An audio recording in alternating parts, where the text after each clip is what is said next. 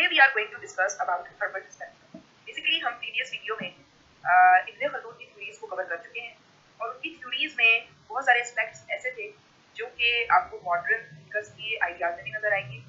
अब जहाँ तक हम हर्बर्ट स्पेंसर की बात करें तो ये भी एक एवोल्यूशनरी थिंकर है क्योंकि इनकी थ्योरीज एवोल्यूशन और बेसिकली वी कैन से कि सोसाइटल प्रोग्रेस के ऊपर बेस्ड है। So before starting any of his theories basically हम इनका देख लेते हैं कि इनकी वी कैन से कि बायोग्राफिक स्टेज क्या है। एक्चुअली ये 27 अप्रैल 1820 को डर्बी में बोलते थे और ये एक ब्रिटिश थिंकर जो कि 19वीं सेंचुरी से ताल्लुक रखते हैं। हर्बर्ट स्पेंसर को एज अ सेकंड फाउंडर भी बोला जाता है सोशियोलॉजी में क्योंकि इन्होंने ऐसे कंसेप्ट्स डेवलप किए जिसने सोशियोलॉजी की वी कैन से कि फील्ड में एक प्रोमिनेंट एस्पेक्ट्स का इजाफा किया। इस लिहाज से हर्बर्ट स्पेंसर सेकंड फाउंडर भी डिफाइन किए जाते हैं। अगर हम बात करें तो स्पेंसर ने सोशियोलॉजी को एक ऑल इनकम्पासिंग साइंस भी बनाया जो कि हर एस्पेक्ट करती है। इन्होंने दो एस्पेक्ट्स को ज्यादा डील किया जिसमें सोशल ऑर्डर का फैक्टर था और चेंज का फैक्टर था। सिमिलरली अगर हम देखें थ्योरीज में तो इन्होंने ज्यादातर सोशल एवोल्यूशन की बात की है और इसी एवोल्यूशन का कंसेप्ट इन्होंने जैसे कि एक थिंकर है जिनका नाम है डार्विन उनसे अटेन किया। इंडिविजुअलिज्म को बहुत ज्यादा वी कैन से कि फेवर करते थे। इसी बेस पे इन्होंने लेंस्ट्रे डॉक्टराइन की भी बात की थी और ये जो है एज दिसंबर 1903 में 83 एज में वफात पा गए। बेसिकली स्पेंसर अपनी फैमिली में ओनली सर्वाइवर थे इन अ सेंस कि इनके 9 ब्रदर एंड सिस्टर थे जो कि अपने चाइल्डहुड में ही वफात पा चुके थे।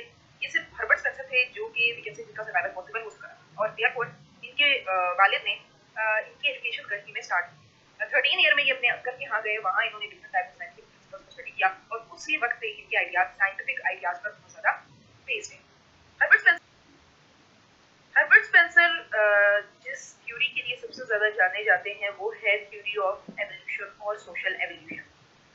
बेसिकली ये थ्योरी सबसे वी कैन से कि ग्रेटर कंट्रीब्यूशन है हर्बर्ट स्पेंसर की और इस थ्योरी को उन्होंने अपनी book the study of sociology के अंदर प्रेजेंट किया था as well as the principle of sociology. ये दो बुक्स है जिसके अंदर उन्होंने एवोल्यूशन से मुतल्लिक आइडियाज को डेवलप किया था। वो चार्ल्स डार्विन से बहुत ज्यादा इन्फ्लुएंस थे जो कि उन्होंने एवोल्यूशन की बात की थी, ह्यूमन एवोल्यूशन के ऊपर बहुत इंपॉर्टेंट डिस्क्रिप्शन दी थी। उसी को उन्होंने एज अ मींस लिया सोशल वर्ल्ड को डिफाइन करने के लिए। उसने कहा जिस तरह से चार्ल्स डार्विन ने बताया है कि ह्यूमन जो है मुख्तलिफ किस्म की स्टेजेस से इवॉल्व होकर एक मॉडर्न और कॉम्प्लेक्स स्ट्रक्चरल फॉर्म में डला है, उसी तरह सोसाइटी भी या सोशल वर्ल्ड भी डिफरेंट टाइप ऑफ एवोल्यूशन से गुजरती है और एक स्पेसिफिक स्टेज पर जाती है जिसे जो है एक एडवांस स्टेज कहते हैं। सो इस सोशल एवोल्यूशन के अंदर उसने डिफरेंट स्टेजेस का जिक्र किया। बेसिकली उसने दो तरीके से इस एवोल्यूशन को डिफाइन किया। वो कहता है कि सोसाइटीज या तो सिंपल से कॉम्प्लेक्स की तरफ जाती है या होमोजेनियस से हेटेरोजेनियस की तरफ जाती है। अब इसका क्या मतलब? बेसिकली जब उसने सोशल एवोल्यूशन थ्योरी दी थी तो उसके अंदर यही चीज डिफाइन की थी कि सोसाइटी जो है वी कैन से कि इनिशियल ईयर्स में बिल्कुल सिंपल होती है। सिंपल इन द सेंस कि उसके स्ट्रक्चर में किसी किस्म की कॉम्प्लेक्सिटी नहीं होती। वहाँ फ्यू इंस्टीट्यूशंस होते हैं जो कि उसकी नीड्स को पूरा कर रहे होते हैं। लेकिन जैसे जैसे वक्त गुजरता जाता है, जैसे जैसे लोगों की नीड्स बढ़ती चली जाती है, सोसाइटी के अंदर डिफरेंट इंस्टीट्यूशंस डेवलप होने लग जाते हैं। इन्हीं इंस्टीट्यूशंस की वजह से सोसाइटी में स्पेशलाइजेशन आती है, डिवीजन ऑफ लेबर आता है और इस तरह से वो कॉम्प्लेक्स होती चली जाती है। इसी तरह होमोजेनियस से हेटेरोजेनियस का क्या मतलब है कि सोसाइटी के अंदर पहले लोग एक ही जैसे काम करते थे, यानी कि वो जो है उनका relation with the means of production same है। Everyone is the producer and everyone is the owner. ठीक है, मतलब हर कोई ओनर भी होता था उस जमाने में और प्रोड्यूसर भी हुआ करता था। देयरफॉर उनमें किसी किस्म की डिस्टिंक्शन नहीं हुआ करती थी, डिस्क्रिमिनेशन कॉज नहीं होती थी। मतलब हर कोई इक्वली सोसाइटी की वेलबींग के लिए काम कर रहा होता था। देयरफॉर वो होमोजेनस था जो कि हेटेरोजेनस की तरफ मूव हो गया। ज़ाहिर स्पेशलाइजेशन आने लग गई, लोगों ने डिफरेंट टाइप ऑफ जैसे कि लेबर को यूज करना शुरू कर दिया अपने मीन्स को इकट्ठा करने के लिए, अपने जैसे कि नीड्स को पूरा करने के लिए। देयरफॉर वो हेटेरोजेनस बन गई और सोसाइटी के अंदर लॉट ऑफ इंस्टीट्यूशंस आने लग गए। मकसद क्या था कि सोसाइटी की डिफरेंट नीड्स को पूरा किया जा सके।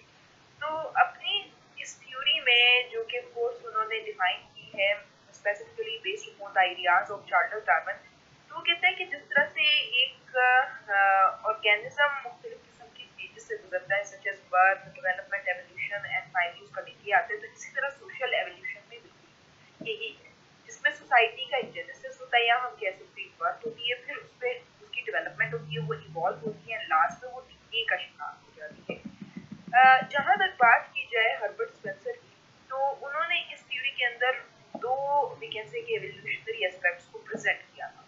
उसने कहा था कि सोसाइटी या तो चेंज होती है from simplicity to complexity, I already defined it, and या तो from military society to industrial society जाती है, और हर जगह आपको ये वर्ड नजर आएगा। इवन अगर हम देखें इब्न खलदून की मैंने प्रीवियस थ्योरी जो डिफाइन की थी रूरल एंड अर्बन सोसाइटी की, उसमें हमने यही बताया था कि उसने एक बदली सोसाइटी की बात की, दूसरी सोसाइटी की बात की। इसी तरह आपको बहुत सारे थिंकर्स की यही डिस्क्रिप्शन नजर आएगी।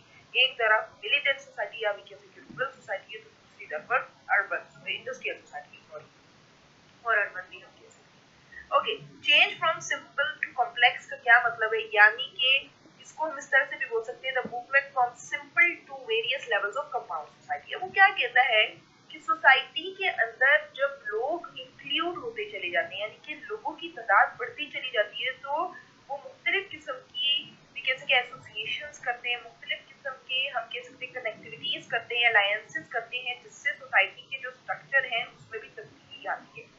तो पहली साफ जो सोसाइटी की उसने डिफाइन की, कहते हैं कि सिंपल सोसाइटी। सिंपल सोसाइटी वो होती है जिसमें किसी किस्म की कॉम्प्लेक्सिटी नहीं होती है, प्रिमिटिव सोसाइटीज होती है, और इसमें जस्ट फ्यू फैमिलीज एग्जिस्ट करती है, दैट्स इट। फिर जब फैमिलीज के अंदर कनेक्टिविटी होती चली जाती है और वो लार्ज होने शुरू हो जाती है, तो सोसाइटी कंपाउंड सोसाइटी बन जाती है, जो कि कदरे लार्ज सोसाइटी है as compare to simple society, जिसको हम क्लेन सोसाइटी कहते हैं, क्योंकि फैमिलीज की कनेक्टिविटी क्लेन को क्रिएट करती है। ठीक है, फिर आ जाता है डबली कंपाउंड सोसाइटी या डबल कंपाउंड सोसाइटी। बेसिकली ये वो सोसाइटीज हैं जिसमें सेवरल क्लेन्स एग्जिस्ट करते हैं। अब क्लेन्स के बाद जब मुख्तलिफ क्लेन्स आने शुरू हो जाए उनकी कनेक्टिविटी की वजह से, तो ट्राइबल सोसाइटी बन जाती है, ट्राइब्स की क्रिएशन होती है, तो देयरफॉर वो डबली कंपाउंड सोसाइटी।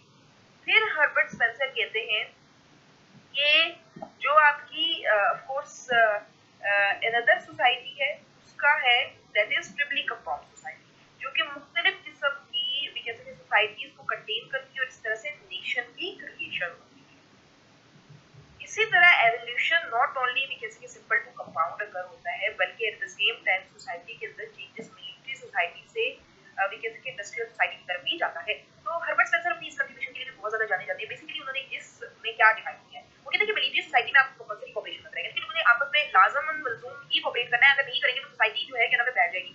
लेकिन इंडस्ट्रियल सोसाइटी में वॉलंटरी कोऑपरेशन पाई जाती है, यानी कि वो अगर चाहते हैं कोऑपरेट करना तो कर ले, नहीं चाहते तो ना। ठीक है, सेकंड क्या है कि मिलिट्री सोसाइटी में एक सेंट्रल गवर्नमेंट पाई जाती है। हमेशा याद रखें कि वो स्मॉल सोसाइटी होती है, उसमें जो है एक से होमोजेनिटी पाई जाती है, तो देयरफॉर वहां एक ही रूलर होता है जो कि तमाम मामला को पॉलिटिकल मामला को डील कर रहा होता है। लेकिन इंडस्ट्रियल सोसाइटी डिसेंट्रलाइज्ड होती है, यानी कि इसमें क्या होता है कि ये बहुत बड़ी होती है, ये लार्ज होती है, साइज में भी इसके इंस्टीट्यूशन ज्यादा होते हैं, तो एक रूलर के लिए सारी चीजें डिसाइड करना बड़ा मुश्किल होता है, लिहाजा ये डिसेंट्रलाइज्ड होती है। इट्स मीन दैट रूल की जो जैसे कि डिवीजन है वो पाई जाती है, मुख्तलिफ किस्म के लोकल सेक्टर से डिवाइड किया जाता है उनको, ताकि जो है मामला को अच्छी तरीके से हैंडल किया जा सके।